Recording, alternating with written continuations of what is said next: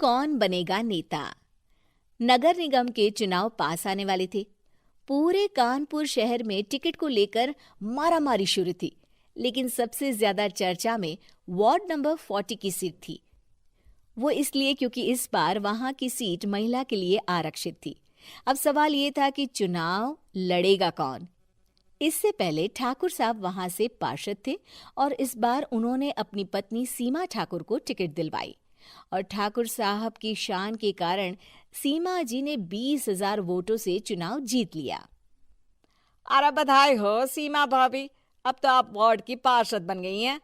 अब तो हमारे काम आप ही करवाएंगी। अरे ये तो सिर्फ नाम की पार्षद बनी है, वो तो महिला सीट आ गई, वरना पार्षद तो मुझे ही बनना था।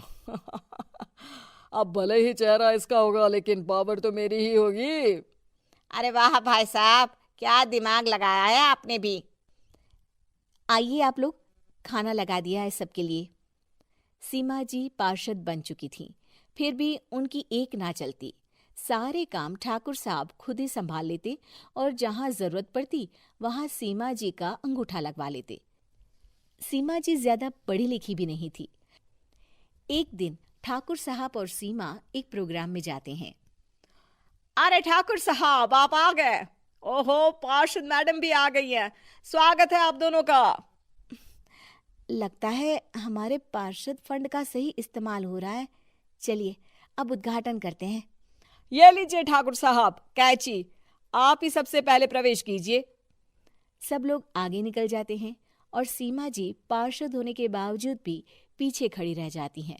वो देखती हैं कि वेलकम बोर्ड पर उनका नाम है, लेकिन महिला होने के कारण कोई उनका सम्मान नहीं कर रहा। अगले दिन एक आदमी उनके घर आता है। अरे ठाकुर साहब नमस्कार। कल ना हम नोटिस किए कि हमारा घर तो अवैध है और नगर निगम वाले उसे तोड़ने आ रहे हैं। अरे कुछ कीजिए ना ठाकुर साहब। देखो भाई, मैं तो ज्यादा कुछ कर नहीं सकता, पर अगर तुम सबकी जेब गर्म कर दो तो कुछ हो सकता है। कुल मिलाकर 4 लाख लगेंगे। अरे 4 लाख ठाकुर साहब? अरे भाई, मैं अपने लिए नहीं मांग रहा हूँ। दरोगा है, इंजीनियर बाबू है, बड़े साहब है, सबको देना पड़ता है ना थोड़ा थोड़ा। बोलो है मंजूर? तभी वहां अचानक सीमा जी आ जाती हैं। अरे ये आप क्या कर रहे हैं? पहले इन्हीं लोगों से तो आपने वोट मांगे, अब इनसे ही पैसे ले रहे हो। अरे चुप रहो तुम, तुम्हारा काम है सिर्फ अंगूठा लगाना, तुम वही किया करो। मुझे दूसरे काम तुम मत सिखाओ, समझी?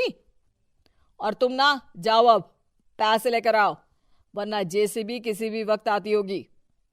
सब कुछ ऐसे ही चलते रहता है। एक दिन सीमा जी और ठाकुर साहब को एक लोकल मीटिंग में बुलाया जाता है। वहां पर कई और अधिकारी लोग भी मौजूद रहते हैं।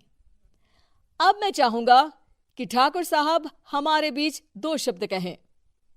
मेरे प्यारे भाइयों और बहनों, आज मेरा सौभाग्य है कि मैं आप सबकी सेवा दिन रात कर पा रहा हूं।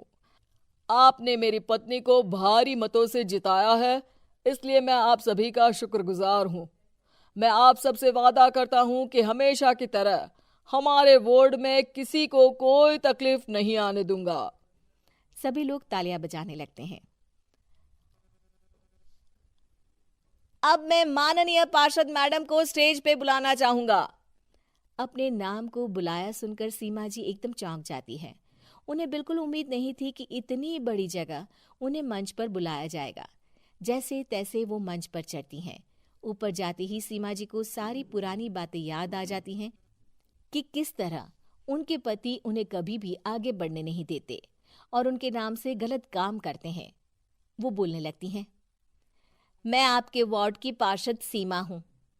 आप में से बहुत कम लोग ही मुझे जानते होंगे, क्योंकि इससे पहले मुझे कभी ऐसा मौका ही नहीं मिला। सारे मौके मेरे पार्षद पति यानी आपके ठाकुर साहब ही लेते रहे, लेकिन आज ये मौका मुझे मिला है तो मैं इसे ऐसे ही नहीं जाने दूंगी। मैं आपको ये बताना चाहती हूँ कि आपके ठाकुर साहब मेरे नाम की आड़ में गैर कानूनी काम करते हैं, जिस पर अंगूठों के निशान मेरे होते थे।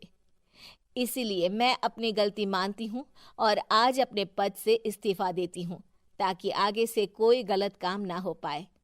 अब फैसला आप सबके हाथ में है कि आप हमें क्या सजा देना चाहते हैं। सीमा जी की बातें सुनकर ठाकुर साहब के चेहरे का रंग उड़ जाता है और वो शर्म से मुंह नीचा करके वहां से चले जाते हैं और पद से इस्तीफा देकर ही सही सीमा जी अपने आप में आत्मविश्वास महसूस करती हैं।